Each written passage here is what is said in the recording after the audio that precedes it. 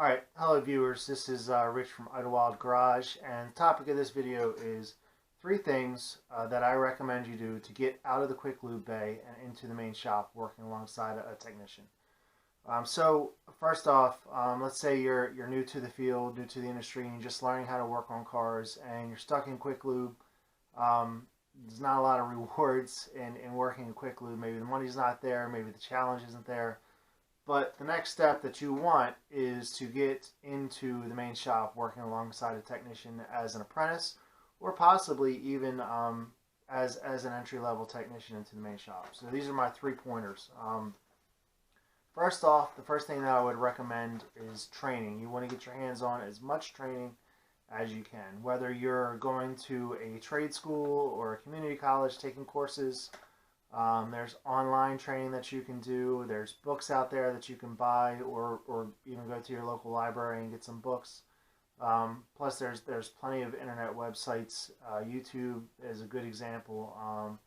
So first off, I'd strongly recommend getting as much training as you can. The more that you know about the cars that you're working on, the better off you're going to be when you're ready to take that step out of quick lube into the main shop.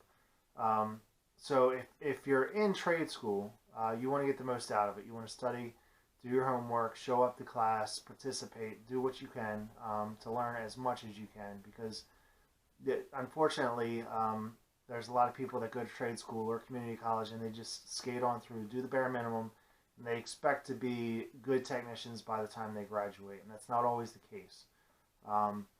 Let's say you're not able to go to a trade school or a community college. There's online training. Most of the shops that you will work in will have access to some type of online training. If you're working at a dealership, the manufacturer will have training programs that they want you to use. And then if you work at like a tire shop or a chain auto repair shop, they will have some type of online training that you can go to. And most shops will actually pay you if you complete certain levels of training. So it's always good. That's extra money in your pocket whenever you do your training. Number 2, vehicle report cards or multi-point inspections. You want to get good at doing your multi-point inspections. Here is an example of a multi-point inspection. It's going to have a lot of things on here that they want you to check, like your air filter, cabin air filter, your tire tread depth, your brake pad depth, fluid leaks, steering and suspension components. The better you are at filling these things out, the more opportunity you have for upsells. Now let's say there's something that you might not know or you might not understand. You can always ask a main shop technician, and they should be more than willing to help you out, because if you're not able to do the repair, they would probably want to do that repair, and they're gonna say, hey, this quick lube guy's constantly upselling work. He's giving it to me, so that technician is making more money off of those upsells, and they're going to be more likely to take you on as an apprentice. So get good at filling out those report cards.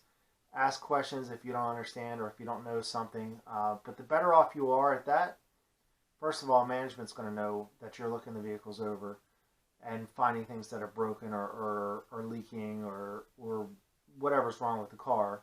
And number 2, the technicians are going to look at that and they're going to say, hey, this guy's getting upsells. I want to take him on as an apprentice. So get good at filling out your report cards. Number 3, this is really important, limit how much time you stand around.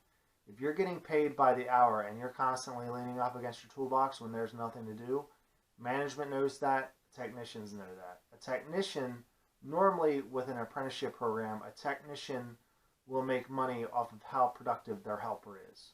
And all the technicians understand this, that if you're starting out, you're not going to turn a lot of flat rate hours, but as you get better and as you learn and progress, you're going to turn in more hours and you're going to make the technician more money. And that's kind of the trade-off, is if you're working hard for the technician and the technician is making money off of the hours that you turn, the technician is going to be more willing to train you.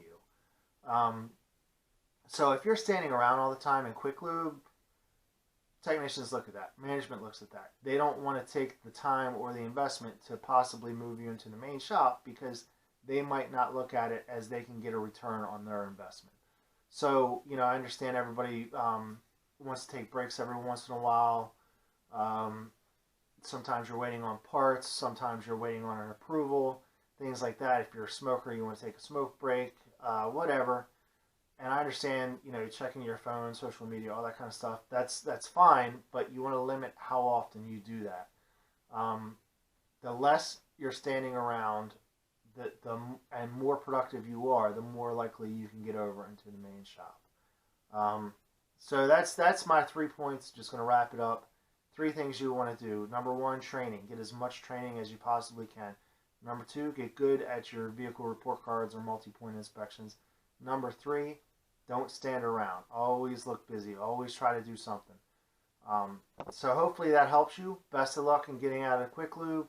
I know some people are completely happy with working in Quick Lube and doing oil changes all day long, and that's fine.